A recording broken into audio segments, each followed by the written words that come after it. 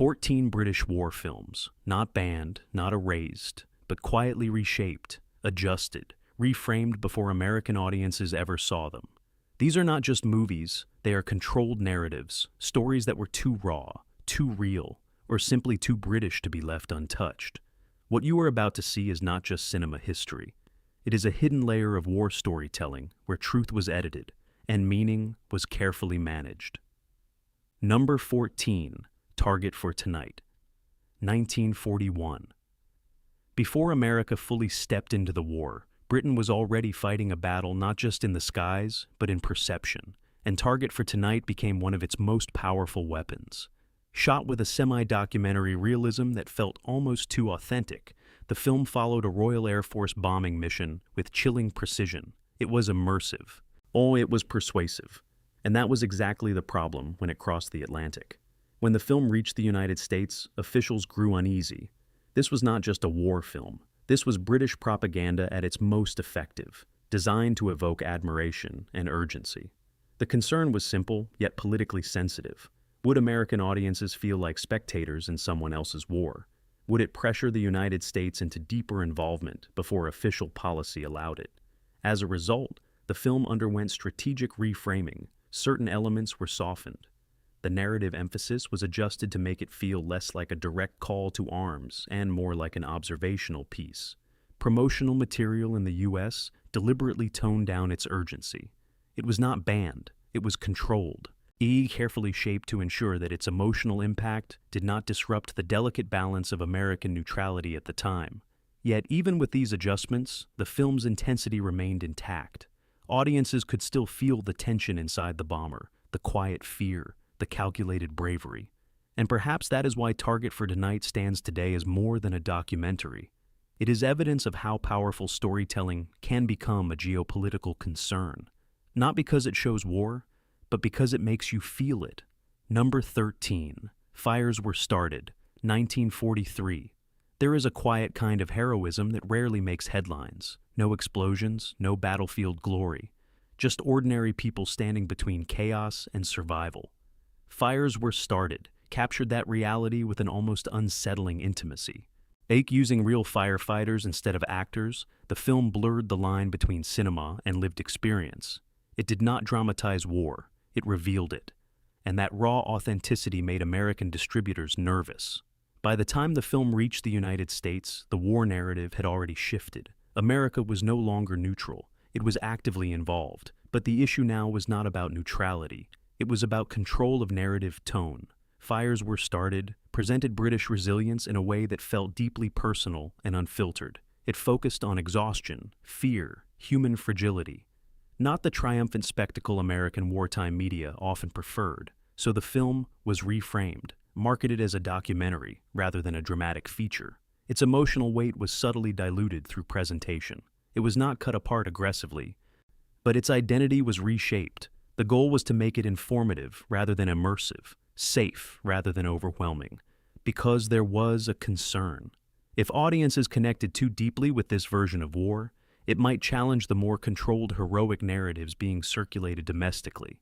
Yet the film endured. Its quiet intensity could not be erased. Viewers still saw the soot-covered faces, the silent determination, the moments where survival felt uncertain. And in those moments, Fires Were Started became something far more powerful than propaganda. It became truth. And truth, especially during wartime, is often the most dangerous thing of all. Number 12, Went the Day Well? 1942.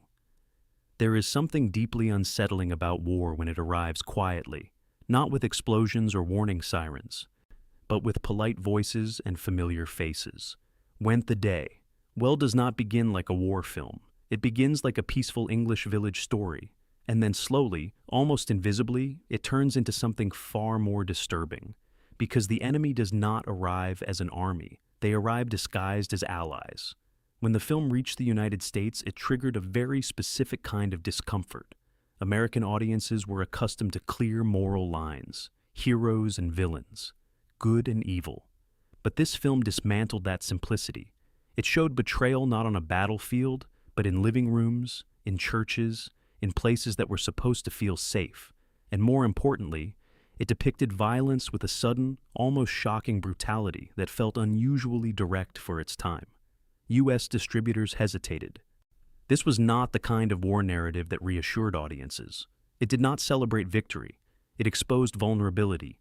The fear was that such a portrayal might unsettle viewers rather than inspire them.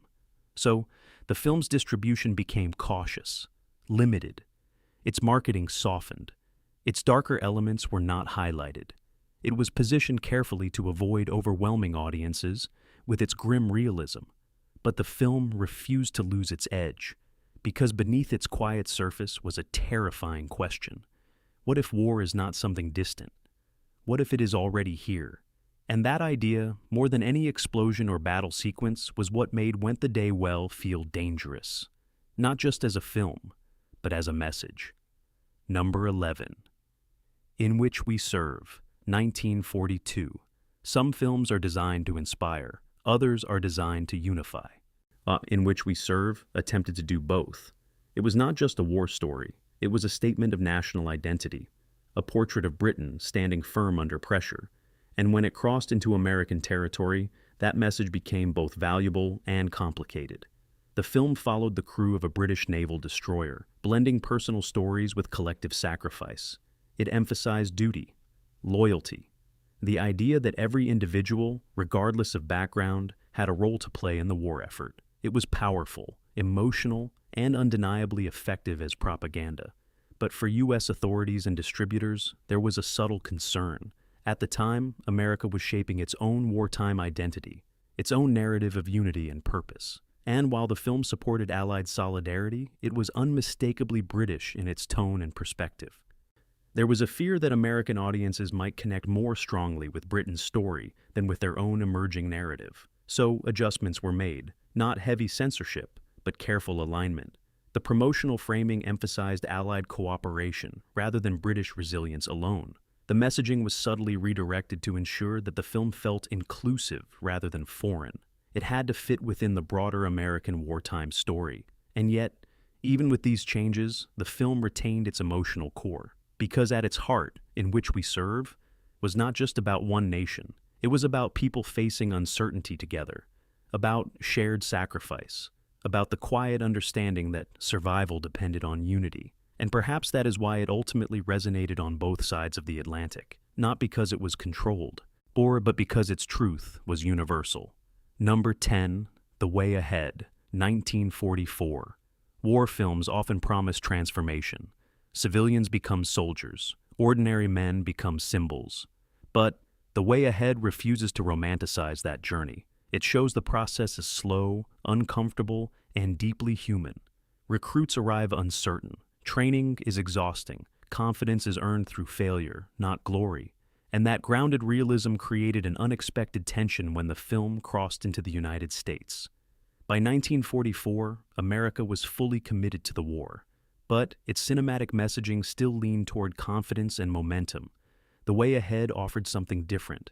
It highlighted hesitation, doubt, the psychological weight of becoming a soldier. It did not rush toward heroism. It lingered in vulnerability. U.S. Distributors recognized the film's quality, but they also understood its tone might clash with domestic expectations. So the film was subtly reshaped in presentation. Marketing materials emphasized its eventual triumph rather than its long, uncertain build. The early struggles of the recruits were downplayed in promotional framing. The goal was not to change the film, but to guide how audiences approached it, because there was a risk.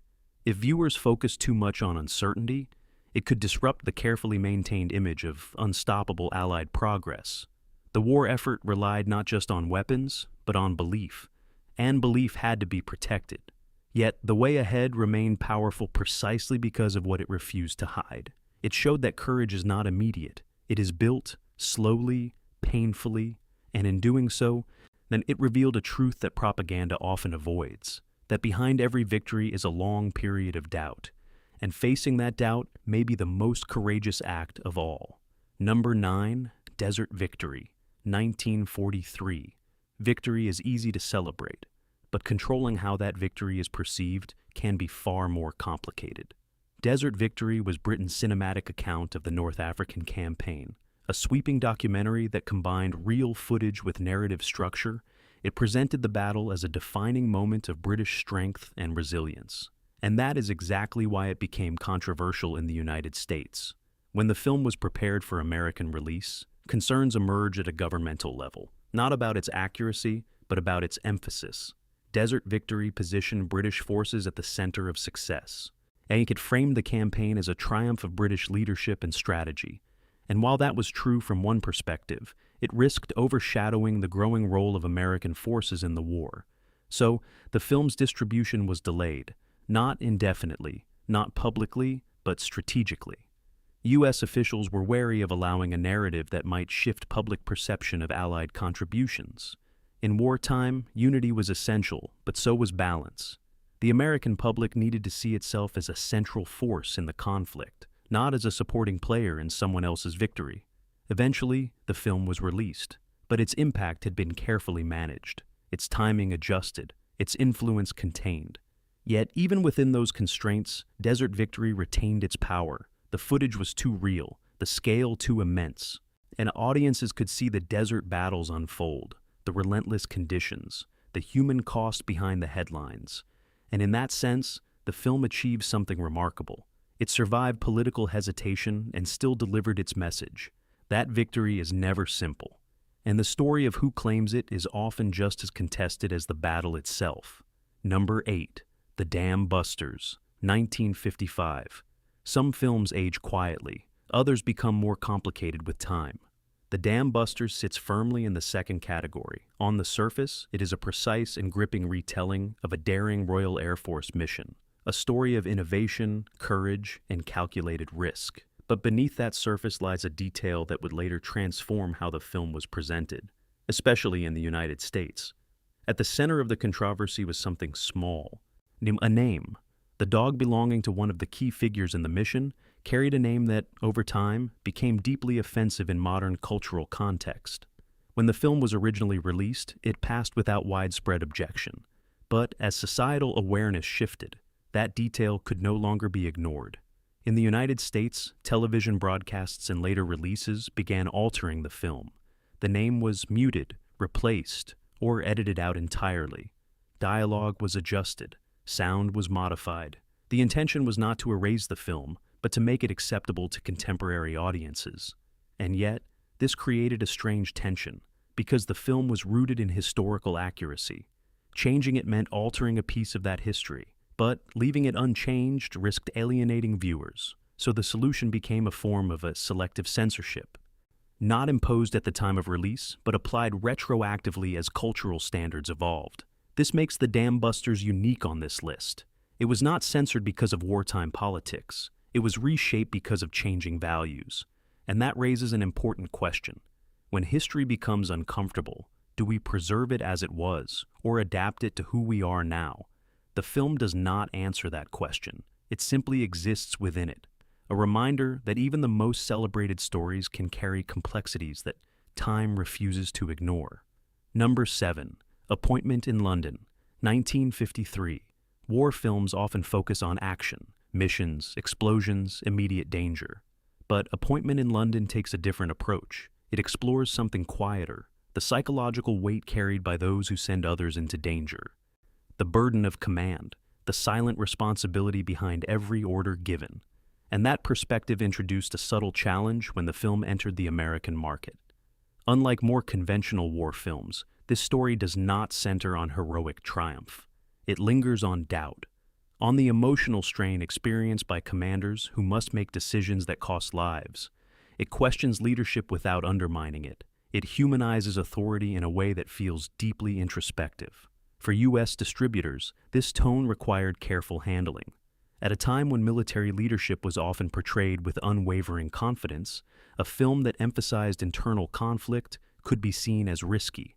Not because it was critical, but because it was honest. So the film's presentation in the United States leaned toward its operational elements, and its strategic importance, its role within the broader war effort. The more introspective aspects were not removed, but they were not highlighted either. Marketing focused on missions rather than emotions, on action rather than reflection.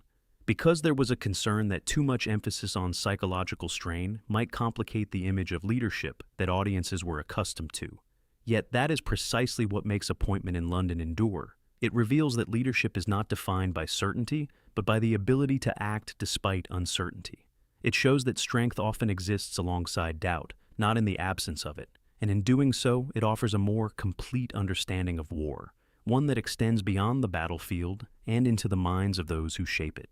Number 6. The Colditz Story, 1955. There is a certain expectation when it comes to prisoner of war films, escape attempts, clever plans, moments of triumph against impossible odds. The Colditz Story delivers all of that, but it also does something far more subtle. It presents war not as a series of victories, but as a prolonged psychological endurance test. Set inside the infamous German fortress prison, the film focuses on Allied officers who refuse to accept captivity. The tension is not explosive, it is constant, quiet. Every conversation carries risk. Every plan could mean death. And that realism gave the film a unique edge. When it reached the United States, it was not the content that raised concern, it was the tone.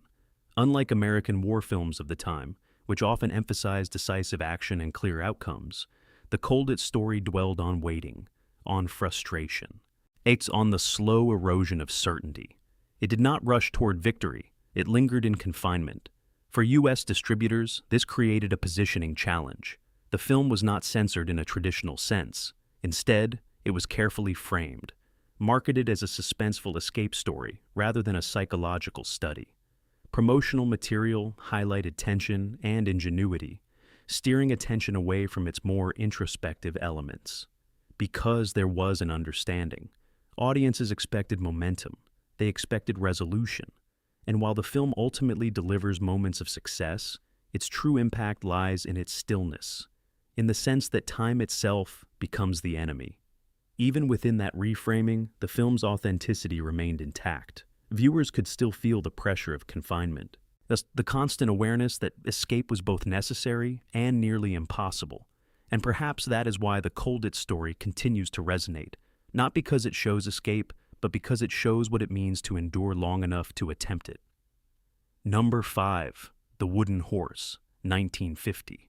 Some stories rely on spectacle, others rely on simplicity. The Wooden Horse belongs firmly to the second category. It tells the story of a daring escape plan inside a prisoner of war camp, built around a piece of gym equipment that becomes a symbol of resistance. There are no grand battles here, no sweeping war sequences, just patience, ingenuity, and the quiet determination of men who refuse to accept their circumstances.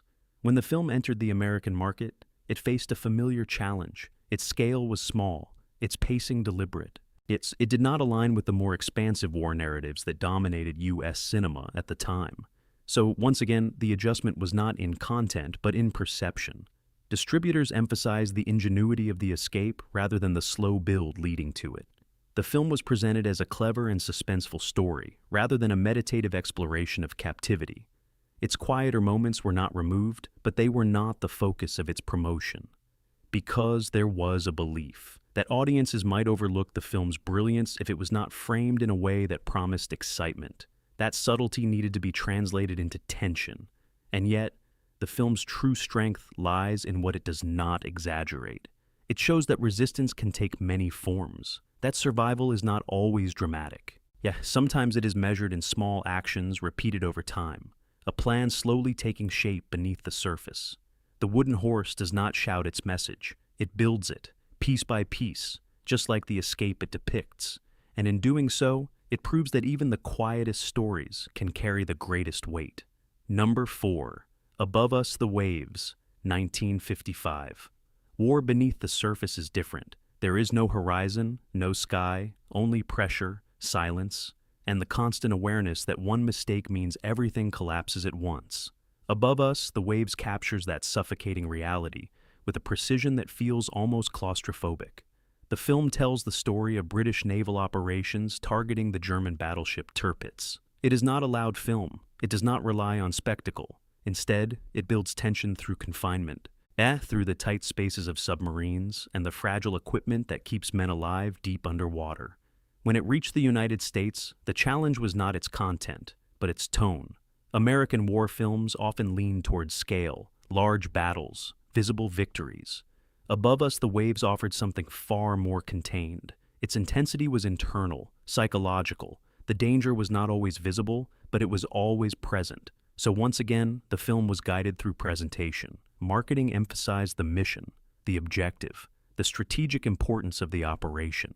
It framed the film as a story of precision and success rather than a study of pressure and isolation. The quieter moments were not removed, but they were overshadowed by the narrative of accomplishment, because there was a concern that audiences might struggle to connect with a war story that felt so restrained. That tension without spectacle might be mistaken for absence of action, but the film's strength lies precisely in that restraint. It shows that war is not always explosive. Sometimes it is silent. Sometimes it is waiting in the dark, knowing that survival depends on staying unseen. And in that silence, Above Us the Waves finds its power, a power that does not need noise to be felt. Number 3. Reach for the Sky, 1956. Heroism is often simplified in war films. It becomes a symbol, a narrative of strength without hesitation. But Reach for the Sky tells a very different story. It focuses on Douglas Bader, a fighter pilot who lost both legs and returned to combat with unwavering determination. It is a story that could easily have been presented as pure inspiration, but the film does something more complex. It shows struggle, frustration, the physical and emotional challenges that come with rebuilding a life after loss. It does not rush toward triumph. It takes time to reveal what resilience actually looks like. When the film entered the United States, it carried a powerful message, but it also required careful positioning. American audiences were familiar with heroic narratives, but this story challenged conventional ideas of strength. It suggested that vulnerability and perseverance could exist together, that heroism was not about perfection, but about persistence. So, the film was framed with emphasis on its inspirational elements. Promotional materials highlighted Bader's achievements, his return to flying, his defiance of limitation. The more difficult aspects of his journey were not removed, but they were not the focus of its presentation. The narrative was guided toward uplift rather than complexity, because there was a belief that audiences needed clear symbols of hope. That ambiguity might dilute the impact of the story, yet Reach for the Sky remains powerful because it refuses to simplify its subject. It shows that resilience is not immediate. It is built through setbacks, through moments of doubt, through the decision to continue when stopping would be easier, and in doing so, it offers a version of heroism that feels real, not because it is flawless, but because it is human. Number 2. The Ship That Died of Shame, 1955. Not every war story ends when the fighting stops. Some continue quietly, in ways that are far more unsettling. The Ship That Died of Shame is not about victory. It is about what happens after, about men who return from war carrying skills that no longer belong in peacetime, and the slow moral collapse that follows. The film follows a former Royal Navy crew who repurposed their wartime vessel for smuggling. At first, it feels like survival, a way to adapt, but gradually something darker takes hold. The ship itself becomes a symbol of lost purpose, a relic of honor now drifting into corruption. When this film reached the United States, it introduced a tone that was deeply unusual for a war-related narrative. Instead of celebrating heroism, it questioned what happens when that heroism no longer has a place. It suggested that war leaves behind consequences that cannot be resolved with victory, that some damage continues long after the headlines fade. For U.S. distributors, this required careful handling. The film's connection to war was downplayed. It was presented more as a crime drama than a continuation of wartime experience. Marketing focused on its suspense and moral tension rather than its commentary on post-war disillusionment, because there was a concern that audiences might not respond well to a story that challenged the idea of a clean ending. That war, once won, should feel resolved, not complicated. But The Ship That Died of Shame refuses that simplicity. It shows that endings are rarely clean, that the transition from war to peace can be just as difficult as the conflict itself. And in doing so, it reveals a truth that many films avoid, that some battles do not end, they simply change form. Number 1. Malta Story, 1953. At the center of every war narrative is a question of perspective. Who is seen? Who is remembered? Who is placed at the heart of the story? Malta Story answers that question in a way that created quiet tension when it crossed into the United States. The film focuses on the Siege of Malta, highlighting the resilience of British forces stationed on the island. It is a story of endurance under relentless pressure, constant bombardment, limited resources, the sense that survival itself is an achievement. But what makes the film distinctive is its focus. It places British effort firmly at the center of the narrative. It emphasizes their struggle, their sacrifice, their persistence. And while this is historically grounded, it also creates an imbalance when viewed within the broader context of Allied contributions. When the film entered the American market, this imbalance became a point of sensitivity. There was no overt censorship, no dramatic cuts, but there was a subtle shift in presentation. The film was framed within a larger Allied context. Promotional material highlighted cooperation rather than singular achievement. The narrative was gently repositioned to align with the shared identity of the Allied forces, because there was an understanding that war stories do not exist in isolation. They shape perception, they influence how audiences understand contribution and sacrifice, and maintaining that balance was considered essential. Yet Malta Story remains powerful because of its focus. It captures the intensity of a specific moment, a specific place. It shows what it means to endure when escape is not an option, when survival depends on resilience rather than reinforcements. And in doing so, it preserves a perspective that might otherwise be overshadowed. A reminder that every victory is made up of many smaller stories, each one deserving to be seen. Some films show war, others reveal how war is remembered, and sometimes even that memory is controlled. If these stories changed how you see history, stay with us, because the next list goes even deeper, into films that were not just altered, but almost erased completely.